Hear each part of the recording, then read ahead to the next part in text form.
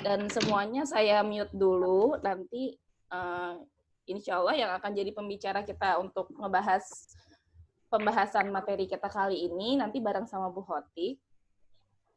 Jadi nanti Bu Hotiknya saya nyalain, Bu Yarnita saya mute dulu ya Bu. Oke. Bu Hana juga ini, Bu Hana mana ya? Kok belum ada, tapi namanya sudah ada. Saya jadi bingung. Ya sudahlah. Ya udah. Assalamualaikum warahmatullahi wabarakatuh. Selamat pagi semuanya. Oke. Kali ini kita, kalau misalnya minggu lalu kita ada pertemuan Zoom online seperti ini ya, tapi kita kasih nama memang waktu itu Parent Support Group online ya. Memang biasa tiap bulan kita, bukan tiap bulan, tiap 2 bulan sekali Rumah Tiara adakan, khusus untuk acara orang tua murid dan orang tua sekitar center yang karena pandemi tidak bisa dilakukan, jadi akhirnya kita lakukan secara online. Nah, kalau yang kali ini acaranya bukan Parent Support Group, tapi kita kita buka program baru namanya Bincang, singkatannya Beta Spesial, Bincang Edukasi Terkini Anak Spesial.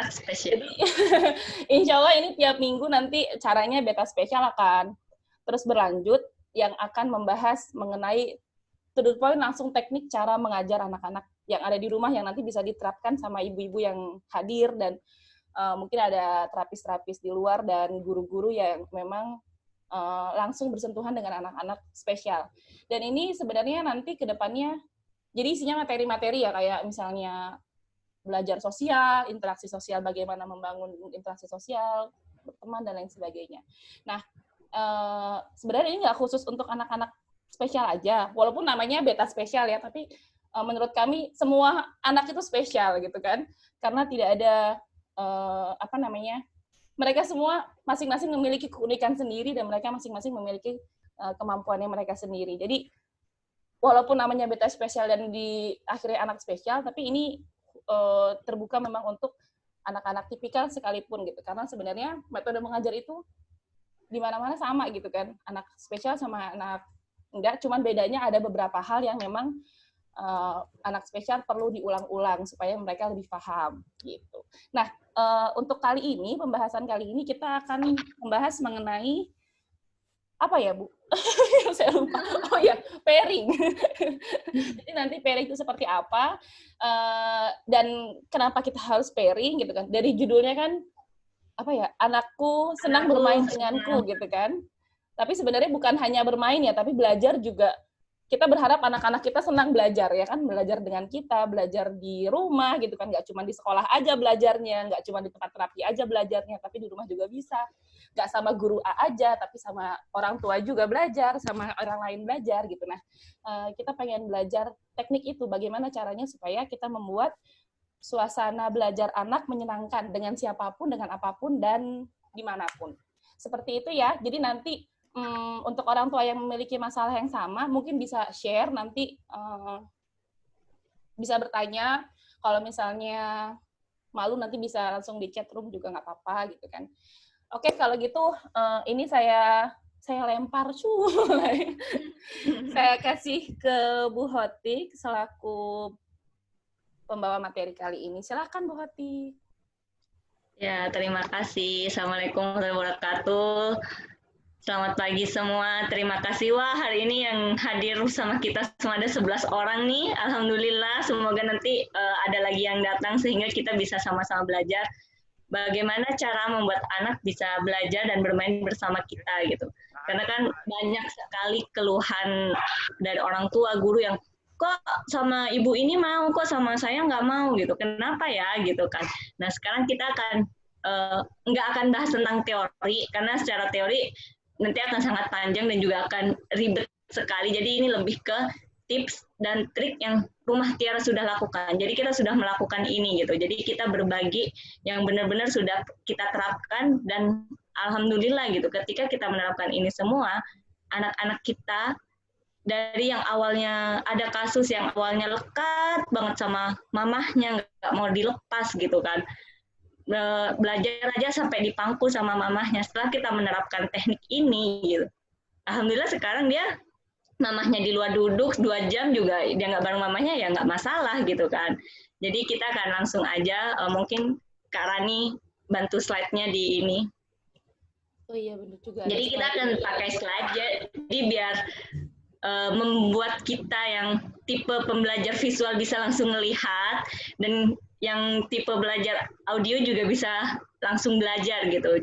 Jadi sama-sama kita mengerti nanti apa yang akan saya sampaikan gitu kan. Nah, sekarang berarti share screen-nya dari saya ya? Iya. Sudah bisa? Sudah bisa lihat semuanya? Belum. Belum bisa lihat nah, kan? Iya.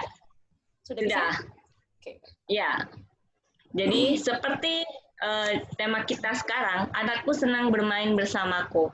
Sebenarnya sih nggak hanya bermain, seperti yang tadi udah disampaikan oleh Bu Rani, bahwa kita juga belajar bagaimana, kok jadi lanjut terus.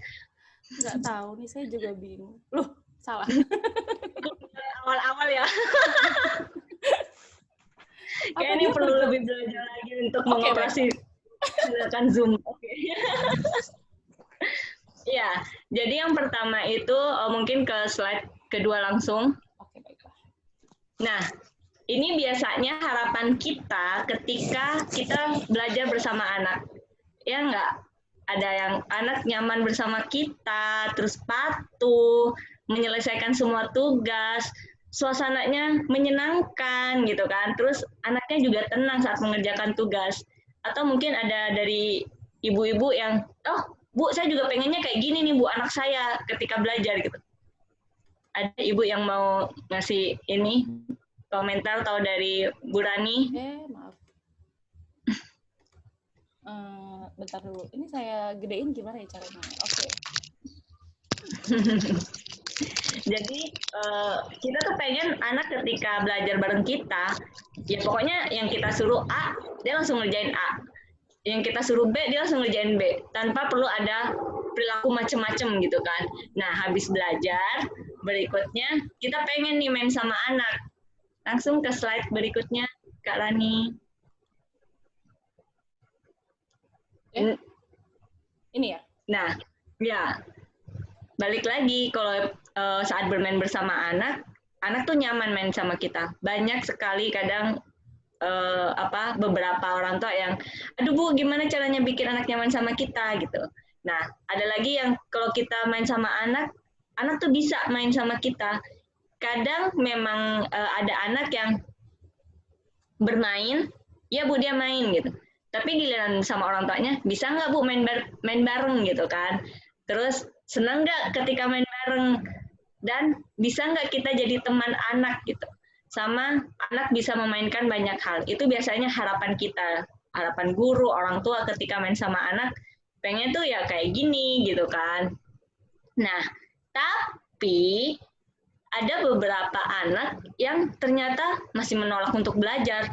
Padahal kan harapannya tuh kita pengennya anak bisa belajar bareng kita gitu kan. Terus atau ada lagi yang anak maunya belajar sama guru A aja. Sampai ada salah satu klien di rumah Tiara, di sekolahnya, dia nggak mau pindah kelas, nggak mau naik kelas, karena dia cuma mau sama guru di kelas 1. Jadi sampai sekarang dia kelas 4, ya dia akhirnya sekarang di kelas 1 terus, karena dia nggak mau pisah sama si guru A ini gitu. Jadi dia maunya sama guru ini aja gitu kan.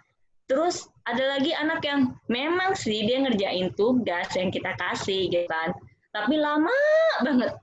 Padahal cuma dikasih misalnya tugasnya gampang banget loh Bu, tapi kok anak saya lama banget ngerjainnya, kenapa ya gitu kan. Nah habis itu karena dia lama mengerjakan tugas, jadi dia kan mengulur-ngulur untuk mengerjakan tugas nih dengan yang mainin pensilnya dulu lah, atau ngajak ngobrol dulu. Nah ini biasanya juga agak-agak tricky ketika anak banyak nanya saat belajar. Karena kan anak nanya, ya kita jawab aja gitu. Nah, bisa jadi itu salah satu cara anak untuk mengulur-ngulur waktu mengerjakan tugas. Nah, terus ketika main, misalnya anaknya hanya maunya mainannya sama mainan A aja, mainan mobil merah aja gitu. Padahal dia punya banyak mobil biru, kuning, hijau gitu kan.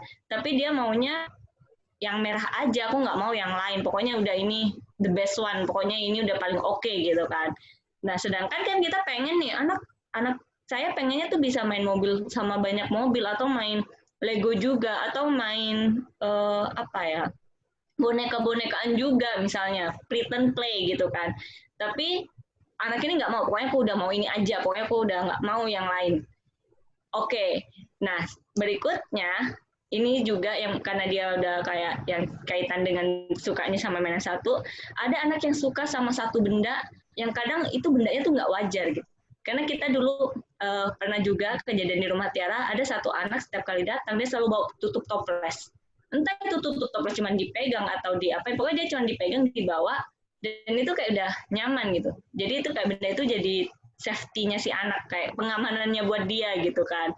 Nah, sedangkan kan kalau orang lain ngelihat, ngapain anak ini bawa tutup toples kemana-mana, itu kan nggak ada artinya gitu kan.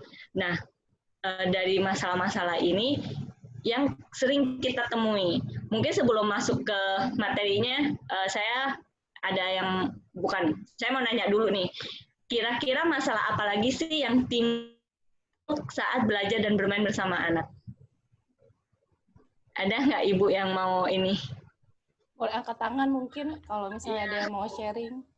Atau langsung unmute itunya, langsung sharing. Jadi kayak ada masalah apa nih saat belajar dan bermain bersama anak? Atau di chat juga boleh. Kalau aku ini sih Kak, yang pas anak maunya bermain sama satu benda gitu kan. Apa namanya, kadang bisa jadi karena minggu lalu kita baru bahas tantrum ya gitu kan. Nah, anak yang biasanya udah sama satu benda itu udah nempel terus gitu kan. Padahal bisa jadi benda itu sebenarnya rusak, atau bisa jadi sebenarnya benda itu hilang gitu kan ya. Atau benda itu mungkin ketinggalan di rumah saudara atau gimana lah gitu kan ya, keselip entah gimana gitu. Jadi itu jadi kayak kalau misalnya karena dia senang sama main itu, jadi dia jadi sumber tantrumnya dia gitu kan. Dan kita nggak bisa ngapa-ngapain kalau misalnya kayak ya dia maunya yang itu, nggak mau barang yang lain gitu kan. Jadi itu agak-agak tricky. Makanya kenapa sebenarnya kita pengen anak kita bisa bermain dengan banyak mainan gitu kan ya. Karena dan bermain itu pun juga sebenarnya kan proses belajar ya. Gitu. Itu sih sharing dari aku. Ya, jadi kayak tadi yang sukanya hanya main dengan satu mainan aja yang udah ada di set itu. Jadi kalau ya itu resikonya ketika kita lupa bawa mainannya dia, mainan yang dia pengenin, atau misalnya misalnya dia suka di center mainnya sama mobil merah gitu. Tiba-tiba mobil merah hari ini dipakai oleh anak lain gitu kan. Ya dia kan mau nggak punya mobil merah karena dia dipakai anak lain gitu. Nah, akhirnya itu yang jadi kayak dia nanti ngamuk-ngamuk atau malah nangis dan nggak mau belajar sama sekali, nggak mau main gitu kan. Nah, dari situ makanya kita sangat menghindari hal-hal ini terjadi gitu. Karena kita pengen si anak ini fleksibel. Jadi nggak ada yang cuman aku maunya sama ini aja, aku maunya sama ini aja. Pokoknya aku mau ngerjain tugasnya menulis aja, aku nggak mau membaca. Aku mau membacanya bola aja, aku nggak mau yang lain gitu.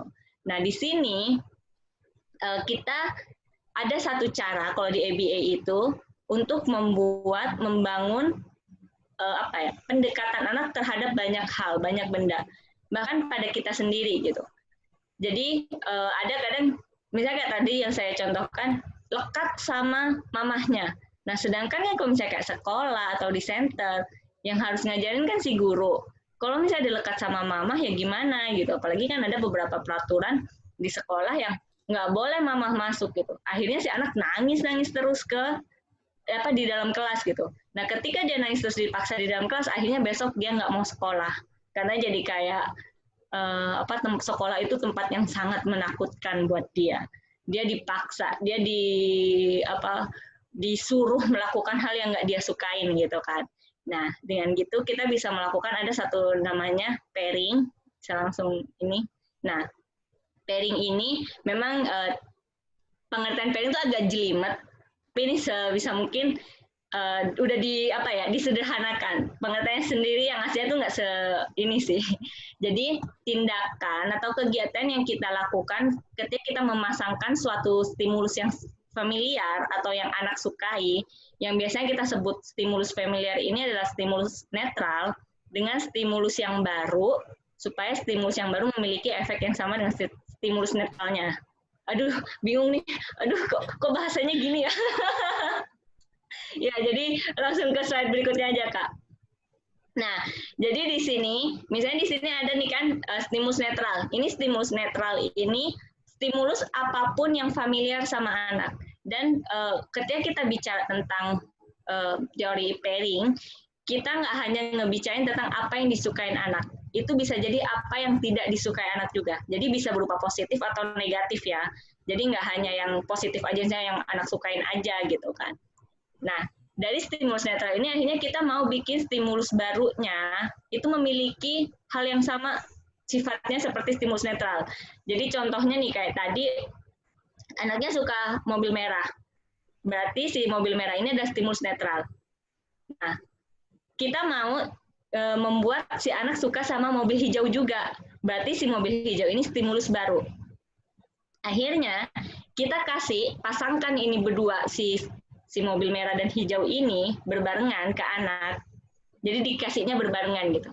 Mainnya barengan dan segala macamnya sampai membuat si stimulus si netral ini dan si baru berkolaborasi. Nah, akhirnya ketika nanti ini dipisahkan lagi si stimulus baru dan netral ini, jadi si stimulus barunya memiliki sifat yang sama seperti stimulus netral. Jadi akhirnya si anak yang awalnya suka mobil merah, karena tadi kan sudah dipasangkan kan, udah dikolaborasikan dengan baik, akhirnya si anak jadi suka mobil hijau. Oh, ternyata mobil hijau juga semenarik mobil merah loh, gitu. Nah, ini contoh yang positif. Kalau misalnya contoh yang negatif, misalnya anak itu nggak suka dibentak. Dia kalau dengar suara keras, dia takut. Misalnya. Terus tiba-tiba mamahnya ngasih sayuran sawi. Terus si anaknya kan kayak, ini apa ya? Ini makanan baru buat dia. Terus dia kayak nyicip-nyicip, terus si mamanya langsung, udah makan aja, nggak usah dipilih-pilih gitu kan. Itu enak kok gitu. Dengan nada yang keras. Kan awalnya kan kita tahu stimulus netralnya itu si anak takut dengan suara keras, dengan suara bentakan gitu. Tiba-tiba ketika dikasih makanan baru, dapat itu gitu. Jadi akhirnya si stimulus barunya yang si sawi itu digabungin dengan suara bentakan, akhirnya ketika dipisah, ketika ada orang lain ngasih sawi, ya si anak nggak mau karena dia ngerasa si sawi ini adalah senegatif si bentakan itu gitu. Jadi seperti itu.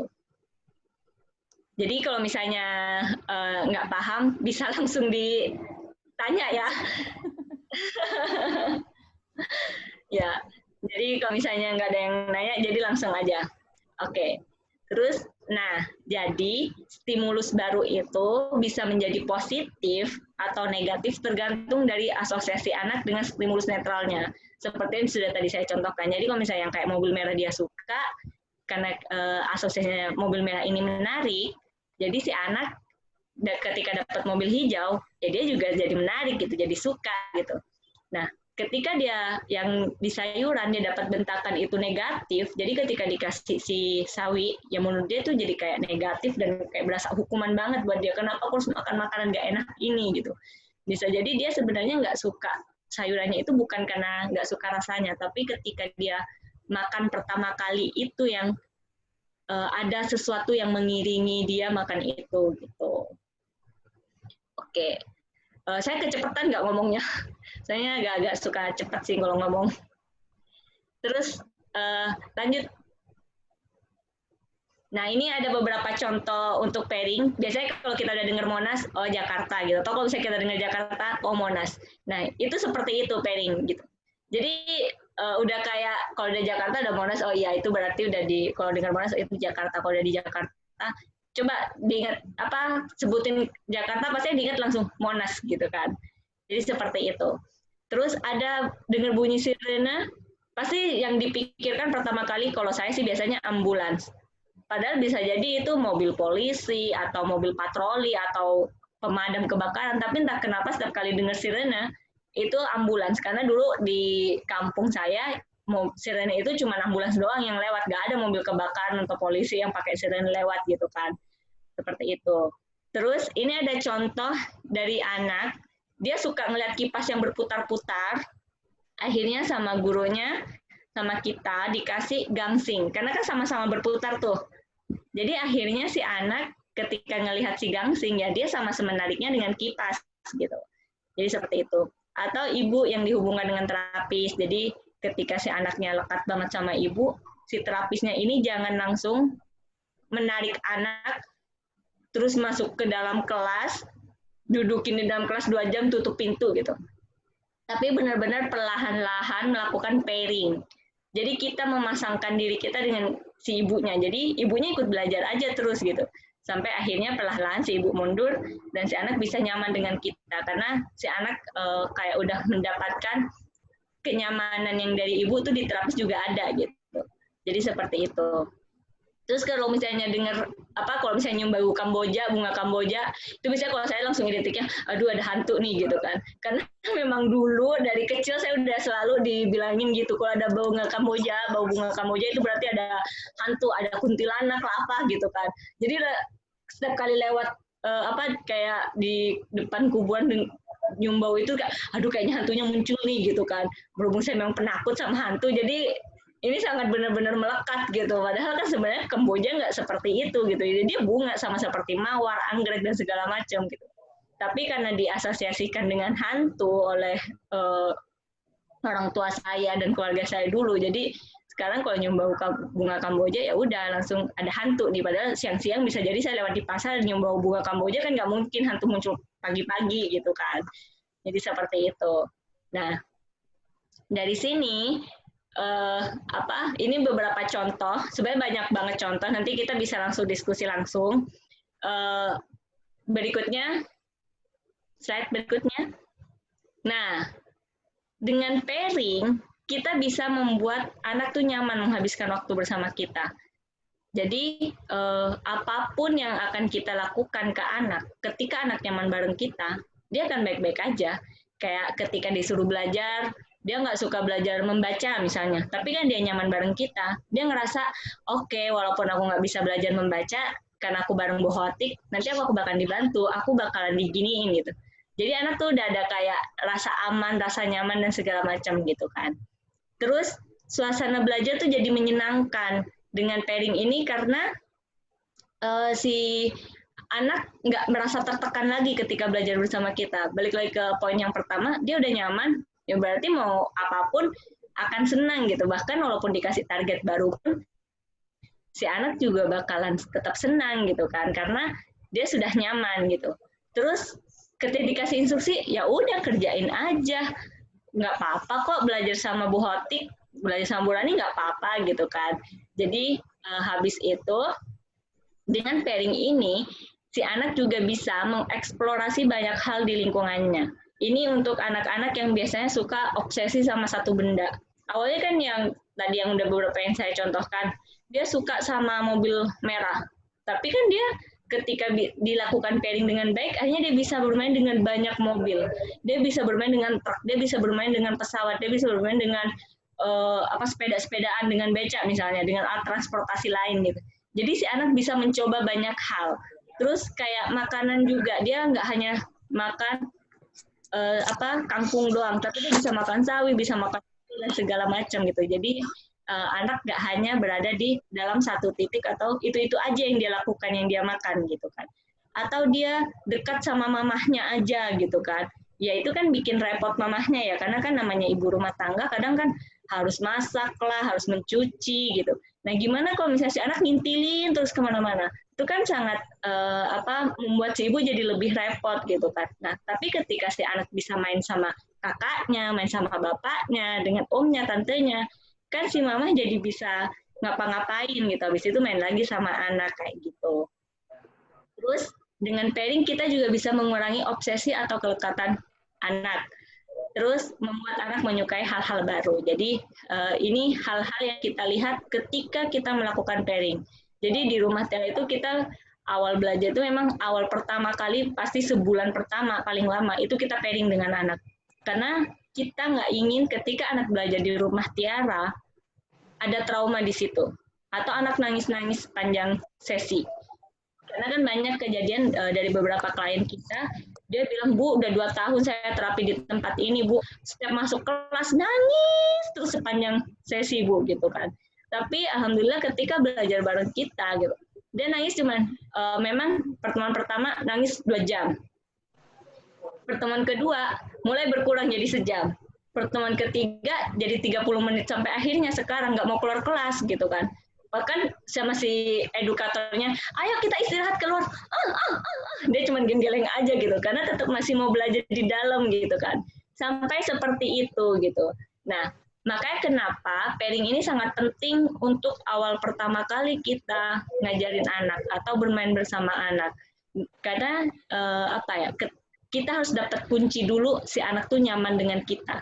Dengan anak nyaman dengan kita, itu kita mau apapun si anak kayak suruh ini itu, suruh main ini, ngerjain ini itu udah enak gitu. Karena anak udah nyaman dengan kita. Sama ya kayak ke mamahnya gitu kan. Sama mama diajak ke tempat yang serem mungkin dia mau aja, diajak ke pasar mau, diajak ke mall mau, diajak ke sekolah mau gitu. Karena dia udah nyaman sama mama, dia udah percaya oh ada mama di situ gitu. Oke, terus next. Nah, ini cara melakukan pairing. Jadi, dari awal kita harus mengikuti cara anak. Kalau misalnya kayak tadi, si anak misalnya sukanya main mobilnya itu dengan cuma di gini-gini main mobilnya, ya berarti ketika kita mau melakukan pairing, mobil baru atau misalnya pesawat, yaitu kita juga harus ngikutin cara anak kayak gitu. Nah, kenapa kita harus mengikuti cara anak? Karena si anak tuh udah enaknya mainnya kayak gini gitu. Ketika kita ngikutin, si anak jadi kayak, loh, kok Bu Hati sama ya cara mainnya sama aku ya? Jadi itu udah kayak ketika anak udah ngelihatin kita main, cara mainnya yang sama, pasti ada anak udah ada ketertarikan nih sama kita, udah ada penasaran. Nah, dari situ, setelah anak sudah mulai menunjukkan penasaran, udah ngelihatin, baru kita siap memasuki dunia anak. Jadi kita benar-benar bertingkah seperti misalnya anak yang kita hadapin itu umur 5 tahun. Ya layaknya umur 5 tahun gitu. Dengan, wah kita main ini ya mobilnya, wing, wing, wing. Misalnya suaranya gitu. Ya udah kita ikutin aja, wing, wing, wing gitu. Karena kenapa kita harus selalu memasuki dunia anak? Karena kan si anak itu masih di level misalnya di sini. Sedangkan kita di level ini. Ketika kita narik anak ke sini, itu sangat berat sekali buat anak. Karena kan anak belum punya kemampuan dari yang sini ke sini kan masih belum ada nih. Tapi ketika kita masuk ke sini, itu akan membuat si anak perlahan-lahan bareng sama kita tuh naiknya bareng-bareng gitu. Jadi si anak akan selalu nyaman bareng kita. Karena kita nggak memaksa dia atau nuntut dia macem-macem. Tapi kita benar-benar ngikuti perkembangannya dia. Kita menjadi temannya dia gitu. Seperti tadi yang contoh yang bermain bersama anak, kita pengen jadi teman anak gitu kan. Nah, sekarang kan banyak banget nih anak-anak yang ketika ngobrol sama orang tua ya udah takut aja gitu. Tapi ketika ngobrol sama temannya baik-baik aja, semua cerita sama temannya. Tapi ketika sama orang tua enggak gitu. Nah, mungkin karena kebiasaan kita sebagai orang tua kadang suka mendikte anak, suka menuntut anak macam-macam. Jadi anak tuh nggak nyaman bareng kita mau ngapa-ngapain juga. Ya sudahlah, mama tuh ya mama gitu. Jadi mama tuh nggak bisa jadi teman aku. Gitu. Padahal kan sebenarnya ketika kita jadi teman anak, itu jadi enak ya. Kita mau ngobrol apapun sama anak, akan tahu gitu. Ketika kita nanya misalnya, nak tadi di sekolah ngapain? Oh iya ma, tadi aku di sekolah gini gitu. Tapi ketika kita nggak ada rasa si anak nyaman dengan kita, ketika kita nanya, nah tadi di sekolah ngapain? Dengan nada yang sama, apa sih? Aduh ngapain sih interogasi? Ya biasa, belajar aja. Paling gitu. Jadi, sedangkan kan sekarang ya kita tahu ya, dunia sekarang udah semakin serem gitu. Kita pengen semua tingkah laku anak kita tahu gitu kan. Makanya kenapa kita harus membuat anak nyaman dengan kita. Nah, ini salah satu cara melakukan pairing kita memasuki dunia anak. Jadi benar-benar mengerti dunia anak itu seperti apa gitu. Karena kadang kita sebagai orang dewasa lupa ketika anak-anak pengennya tuh main-main ya seneng-seneng gitu kan, bukan yang dituntut macem-macem gitu. Terus berikutnya kita yang melakukan pairing, kita harus berhadap-hadapan. Usahakan berhadap-hadapan karena itu lebih perhatian anak tuh langsung ke kita. Kalau misalnya di samping atau di belakang itu ya anak jadi kayak gini itu agak susah. Tapi kalau berhadap-hadapan itu kayak cuman ngangkat muka gini itu udah ngelihat kita gitu kan. Jadi saat pairing harus berhadap-hadapan sama berbagi kontrol. Ini yang kadang kita juga susah lakukan. Bisa jadi kita kasih semua ke anak, misalnya mainannya ada satu box, kita kasih semua ke anak atau mainannya kita yang simpen semua. Tapi ketika berbagi kontrol, jadi misalnya, nak, kamu hari ini mau main berapa mobil? Aku mau main 3, oke nih, kamu 3 mobil. Bu Hotik maunya 6 ya. Kayak gitu. Jadi si anak 3 itu punya si anak. Dan 6 mobil tuh punya saya gitu kan. Punya si guru atau orang tua. Nanti kan misalnya ada sisa mobil yang lain, terus anak mau ngambil, nggak bisa ini, kamu harus izin dulu, kamu mau berapa mobil lagi gitu. Jadi si anak itu nggak nggak semuanya tuh langsung si mobilnya itu punya anak gitu. Karena dengan kayak gitu, kalau misalnya anak udah punya semuanya, akhirnya kan kita jadi nggak punya kontrol apa-apa kepada mainannya. Kalau misalnya kita sudah dia cuma kontrolnya, misalnya punyanya 3, kita masih punya 10, dia mau pinjam punya kita, itu kan jadi tetap ada interaksi sama kita, terus kita bisa melakukan pairing juga di situ gitu. Nah itu yang namanya dengan berbagi kontrol. Jadi kita juga punya kontrol, anak juga punya kontrol. Nah jangan sampai kadang kita hanya atau memberikan kontrol saja sama anak dan kita nggak punya, atau kita yang punya kontrol sepenuhnya, anak nggak punya. Jadi untuk pairing itu benar-benar kita harus perhatikan di berbagi kontrol ini. Oke, next. Nah, terima kasih. Selesai. Jadi karena ini memang hanya kayak cara yang kita lakukan. Sebenarnya pairing itu masih banyak lagi teorinya, tapi di sini kita nggak pengen ngasih teori banyak-banyak karena kita pengen lebih diskusi. Jadi langsung aja kalau misalnya memang ada yang mau ditanyakan silakan, atau mau berbagi tentang pengalaman pairing silakan. Aku stop share ya. Ya.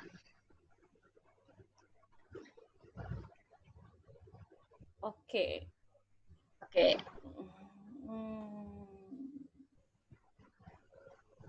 Sama-sama. Jadi sama-sama ya Bu Maya Sari, Takia Timothy. Semoga berkenan sama sharing berbagi kita hari ini. Jadi kalau aku boleh sharing nggak ya? Aku ya, boleh sharing. Boleh.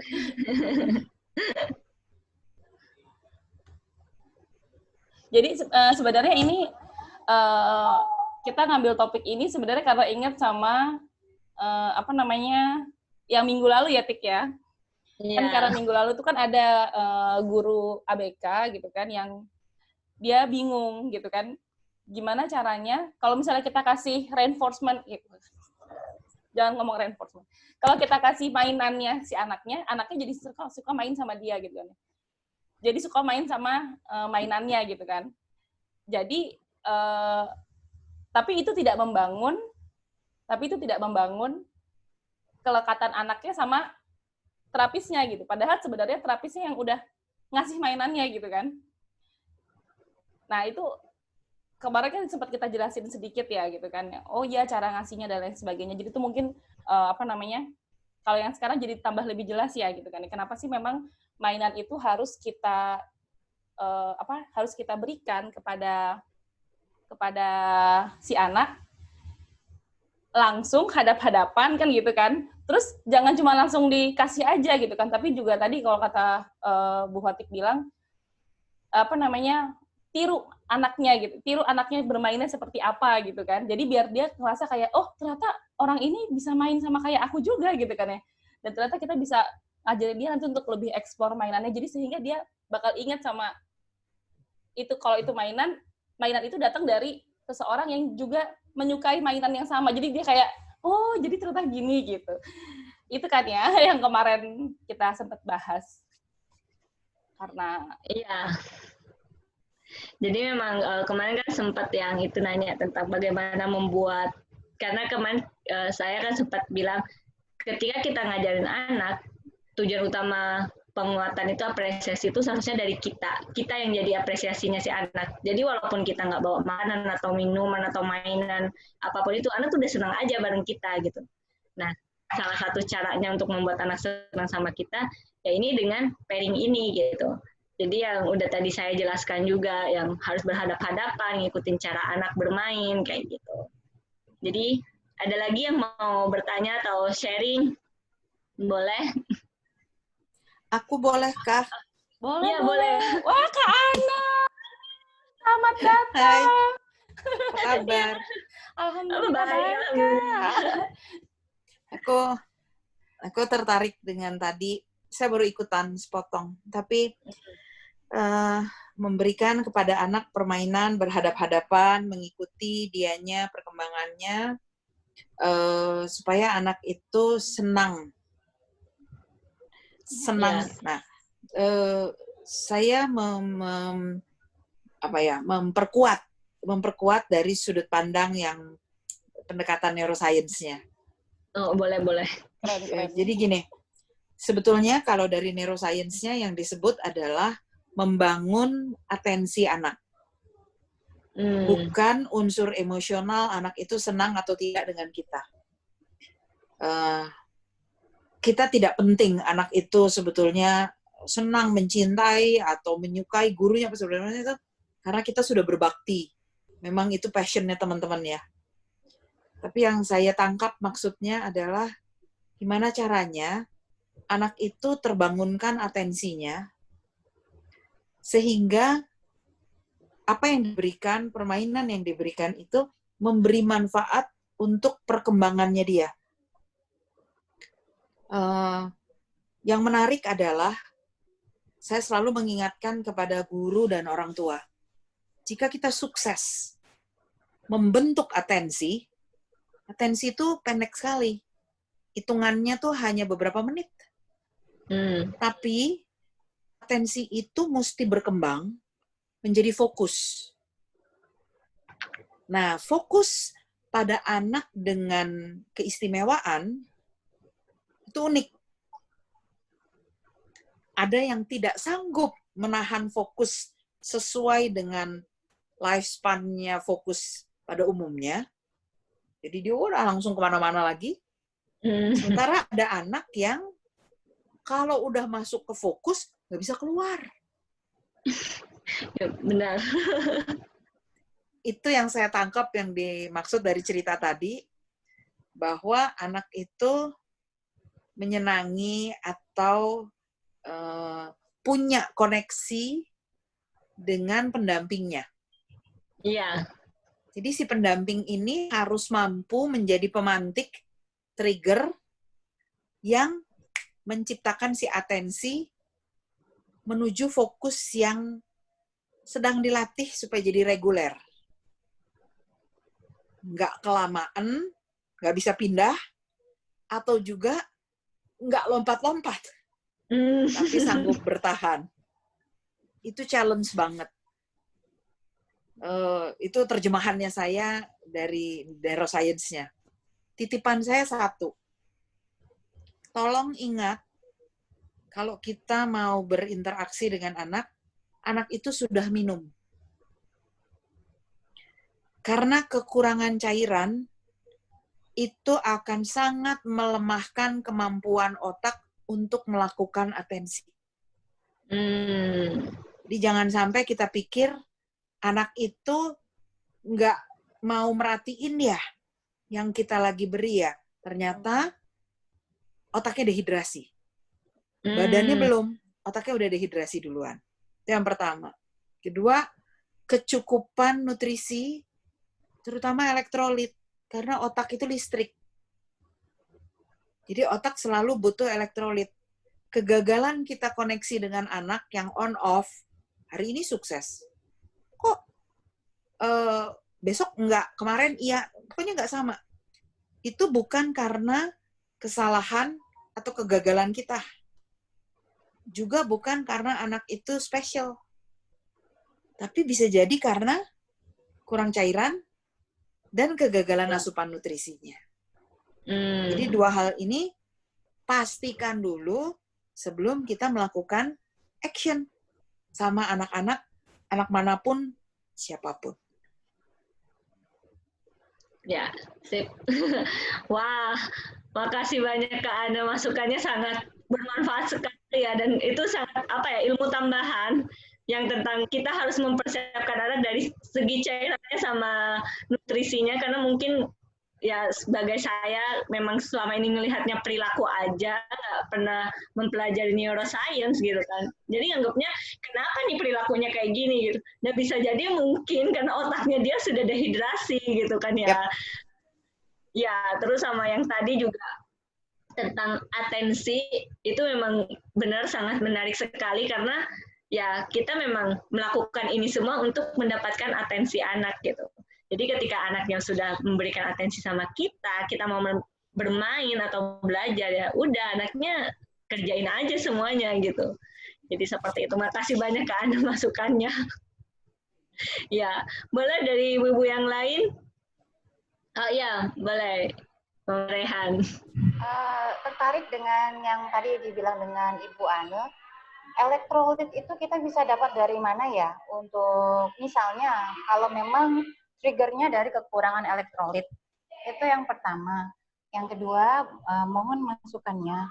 Kalau kendalanya adalah anak itu infleksibilitasnya cukup tinggi.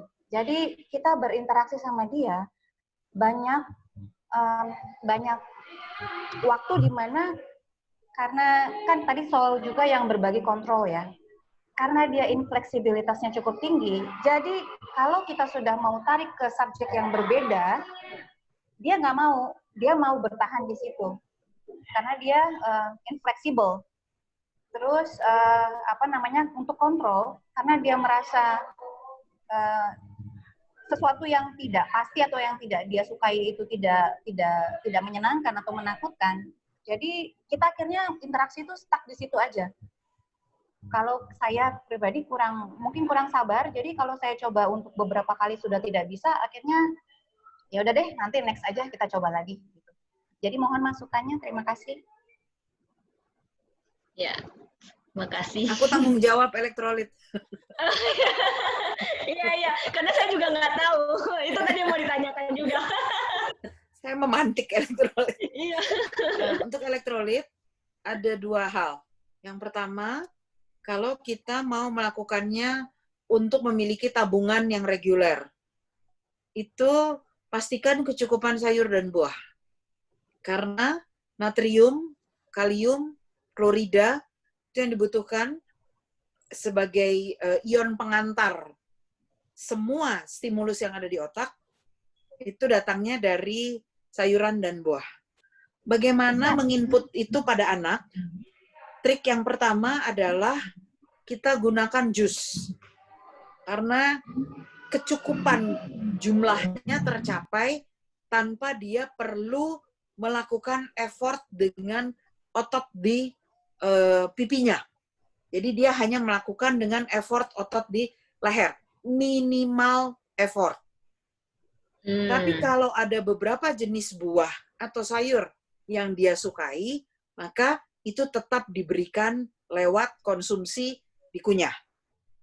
Jika anak sempat mengalami diare, sempat beberapa waktu sebelumnya demam, sakit, ya, sempat mengalami dehidrasi, maka kita memberikannya lewat tambahan. Nah, tambahan itu yang beredar di pasaran, sorry kalau saya jadi menyebut brand, tapi penggantinya infus, nggak tega banget nih mesti diinfus ya, penggantinya infus itu Pocari. Kenapa Pocari? Karena Pocari datang dari produsen yang sama dengan infus, dia elektrolit, cuman kesadahan. Artinya kalau mau minum air infus juga boleh kalau bisa. Rasanya nggak nyaman sama sekali. Dia diberikan sedikit rasa lime, sama ada pemanis. Itu kalau mau booster. Jadi kalau kebutuhannya udah ngedrop banget, boleh di boosternya dengan itu.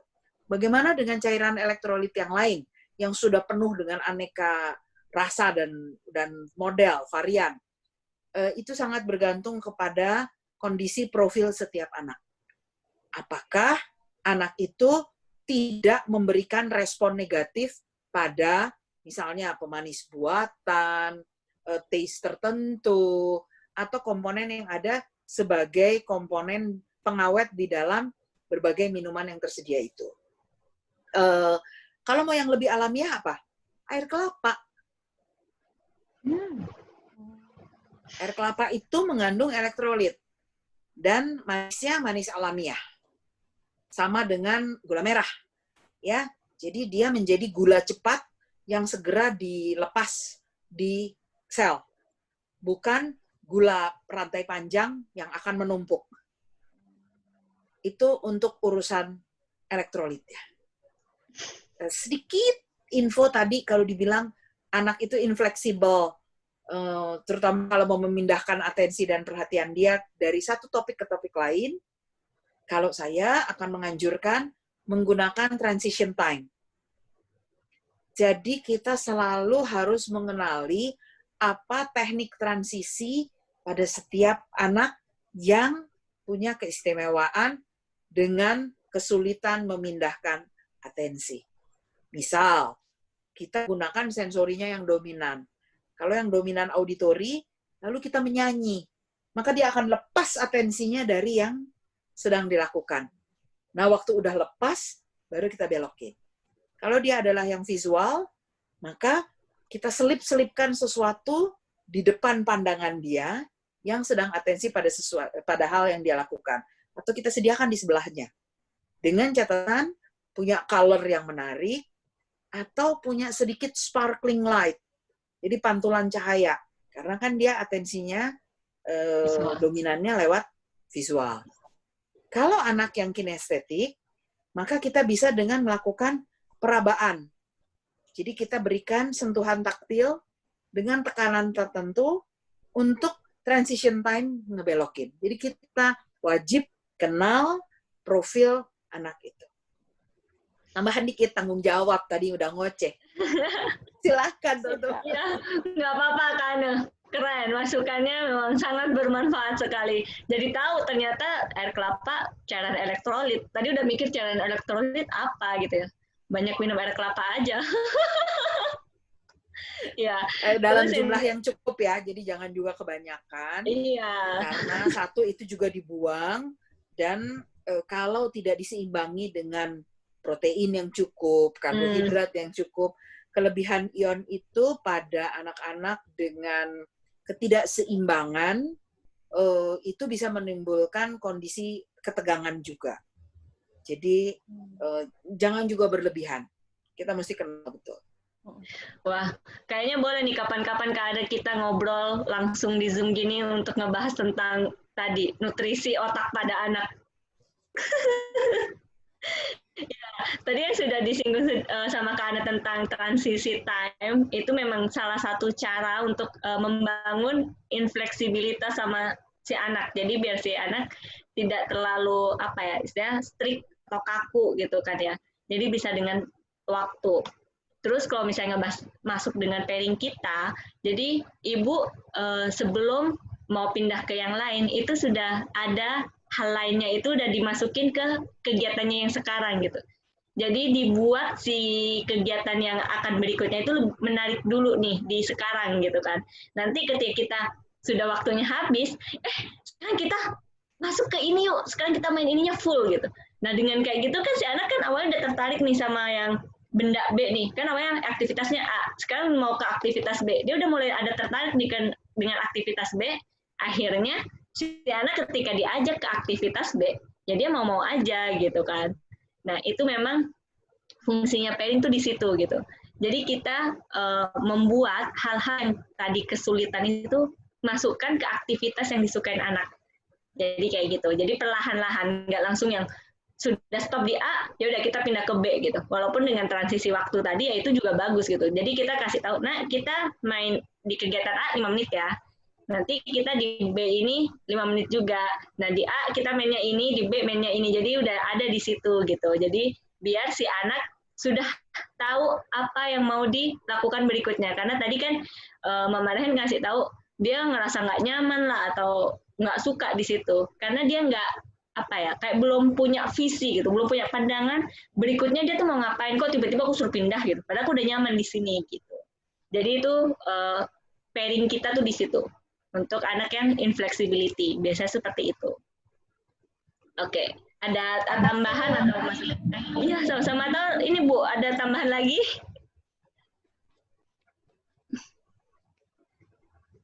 Ya, ada yang mau nanya lagi nggak?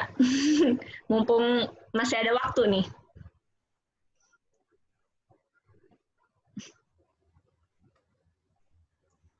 Kayaknya sudah pada paham semua ya, semoga bisa diterapkan langsung di rumah masing-masing. Lila loh, berarti ini sebenarnya diem karena masih bingung atau sudah beneran paham? Benar-benar. Iya.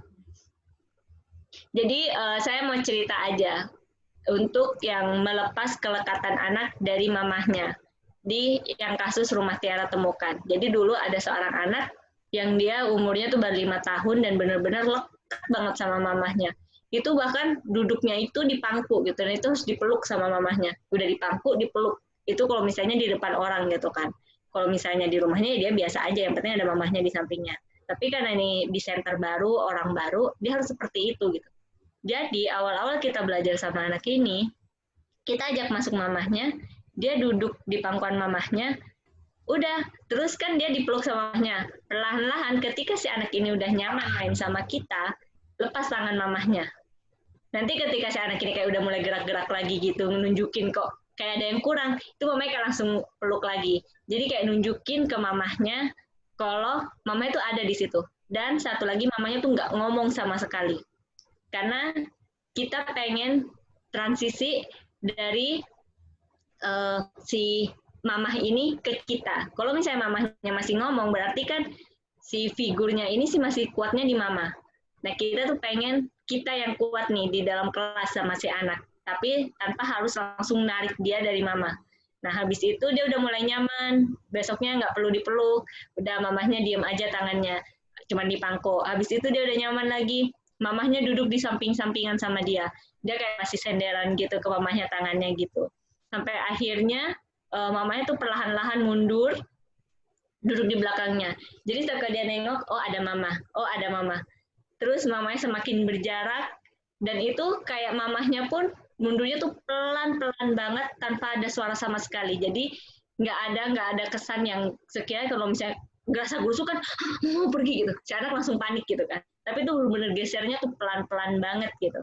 Sampai akhirnya mama duduk di mana? Di depan pintu, ya anaknya hanya ngeliatin aja, oh mama masih ada di depan pintu gitu kan. Terus dia masih main, belajar sama kita, terus lihat lagi, oh mama masih ada gitu. Sampai akhirnya mamanya kayak, nak mama izin ke toilet ya gitu. Sebentar aja, paling mamanya izin paling cuma 3 hitungan, ntar balik lagi. Jadi kayak nunjukin, walaupun kamu ditinggal sama mama, nanti mama balik lagi kok gitu. Sampai akhirnya setiap kali dia mau ke mamahnya, sekarang dia tinggal mamah atau nunjukin kartu mamah gitu kan. Ya udah kita bawa aja dia istirahat keluar ketemu mamahnya gitu. Dan udah ada 2 jaman sih kadang dia sekarang udah nggak nanyain mamahnya lagi gitu. Sampai itu proses pairing yang dilakukan. Memang kesannya kok kayak lama banget gitu kan. Tapi ini jangka panjang. Kita memang di awalnya untuk anak spesial butuh waktu yang mungkin lebih lama dibandingin anak biasa. Tapi ketika ini sudah ada, itu biasanya konsisten. Si anak nggak perlu diingatkan lagi. Beda dengan anak-anak kebanyakan, kayak misalnya contohnya bangun tidur, beresin kamar misalnya. Kalau anak biasa, itu kadang mamanya harus, nak beresin dulu kamarnya, nak beresin dulu. Hampir tiap hari. Tapi ketika anak spesial sudah melakukan itu, nggak usah disuruh, itu langsung beresin sendiri. Dan biasanya malah ngingetin keluarganya yang lain untuk beresin kamarnya juga gitu. Itu hebatnya anak-anak spesial gitu. Mereka kalau udah ada, ya mereka akan benar-benar itu permanen gitu, dan konsisten dan diingatkan semua orang-orang di sekitarnya untuk melakukan hal yang sama. gitu. Tapi memang awalnya sih ya kayak, aduh kok lama banget ya gitu.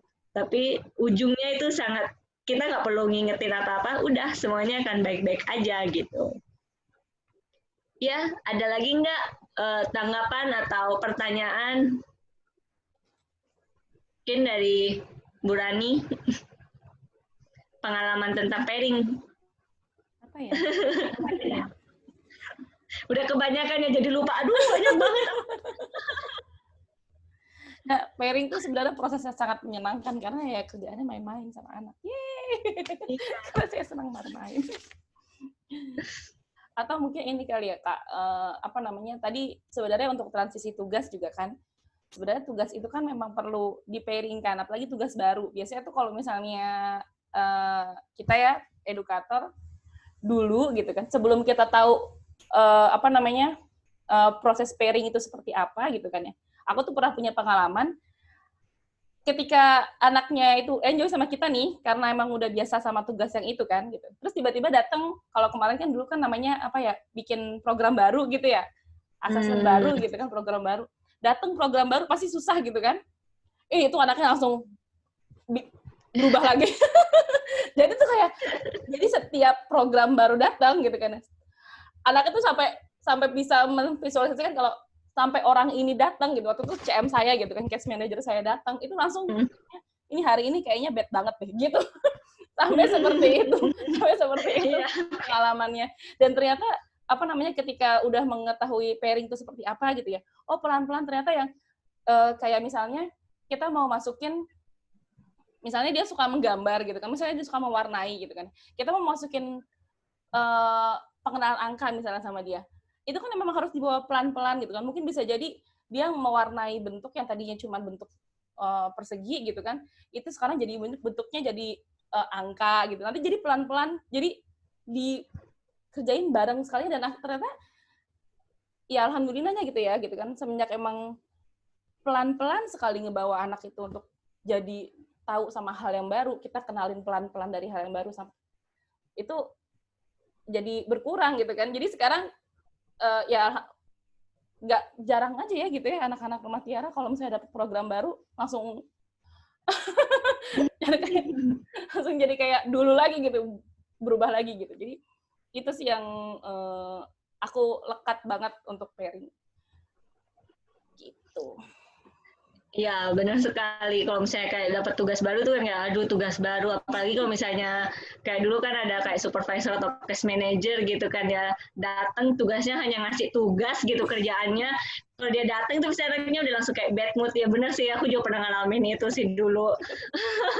Jadi kayak kalau misalnya, aduh si A nih datang nggak mau belajar, tiba-tiba nangis lah inilah gitu kan. Sampai akhirnya si case manager negur kita gitu, kok kamu anaknya kayak gini nggak dilaporin dari kemarin? Lah salah ibu, kenapa tiba-tiba datang gitu. Enggak, tapi ada juga yang kalau pas case manager datang, case manager itu kan juga sebenarnya kan main-main ya dia kan ya. Aku juga dulu pas juga pernah punya pengalaman jadi case manager gitu kan di tempat yang lain kan, di Rumah Tiara. Sebelum aku diriin Rumah Tiara. Anaknya senang main sama aku gitu kan ya. Main-main kita senang, tapi giliran aku bawa tugas, dia langsung kayak mukanya langsung. Padahal kan tadi kan kita udah happy gitu. Tapi karena memang aku ngebawainnya kayak langsung zut gitu kan. Sedang ingin bermain, sudah selesai, emang kita belajar tiba-tiba baru gitu kan. Jadi ya mungkin dia anaknya shock juga kali ya sama aku. Iya, karena kan banyak anak kita yang tadi inflexibility itu gitu kan. Jadi ketika udah nyaman sama satu kegiatan, tiba-tiba suruh ngerjain hal lain, terus ngerjain hal lainnya bukan permainan tapi tugas gitu. Misalnya langsung membaca atau menulis, ya itu kayak aduh ini apa gitu kan.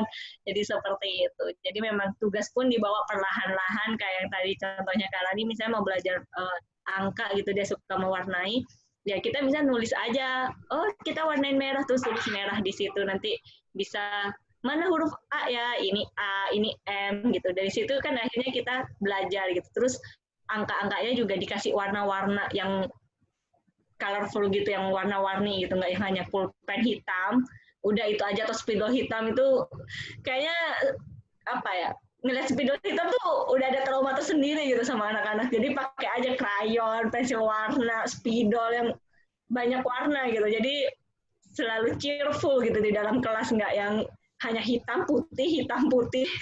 Itu kayak membuat anak, aduh ini kayak nggak ada warna lain apa selain hitam dan putih gitu.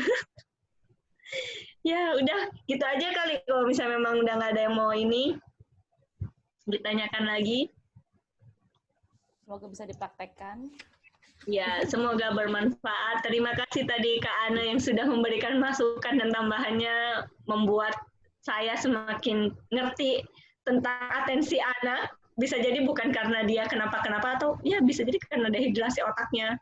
Apalagi kalau misalnya siang-siang ya, belajar di siang hari, anak dari luar, panas gitu kan, langsung belajar, masuk kelas, ya itu udah kayak, belum dikasih minum, suruh belajar. Ya wajar gitu kan. Jadi seperti itu. Ya udah, sekian, terima kasih dari saya. Insya Allah kita akan ketemu lagi minggu depan dengan tema yang lain, dan tetap singkat-singkat, tapi semoga bermanfaat. Ya. Oke, terima kasih teman-teman yang sudah hadir. Semoga besok-besok bisa tambah sharingnya gitu kan. Nggak usah malu-malu berbagi pengalaman, karena sebenarnya pengalaman itu kan pelajaran yang berharga ya. Bukan berarti ketika kita berbagi terus pengalamannya karena salah terus akhirnya jadi nggak mau berbagi. Padahal sebenarnya dari pengalaman yang salah itu mungkin kita bisa jadi belajar banyak gitu kan ya. Gitu. Jadi seperti itu. Terima kasih. Kita tutup. Ya, terima kasih buat semua yang hadir hari ini. Mohon maaf kalau misalnya ada kesalahan, baik dari aku ataupun dari Bu Hotik. Terima kasih. Dah. Ya. Semoga bermanfaat. Oh iya, insya Allah nanti kita share ininya, materinya. Oh iya. Insya Allah materinya di-share.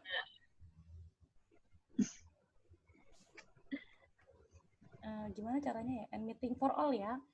Bye-bye. Ya, terima kasih semua. Assalamualaikum. Waalaikumsalam.